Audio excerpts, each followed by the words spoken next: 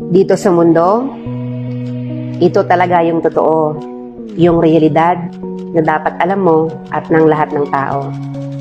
Naparito kang hubad, aalis kang nakahubad. Dumating kang nangihina, lilisan kang mahina. Iniluwal kang walang salapi at mga bagay, maglalaho kang walang salapi at mga bagay. Ang una mong paligo, may naghugas sa iyo. Ang huli mong paligo, may maghuhugas sa iyo.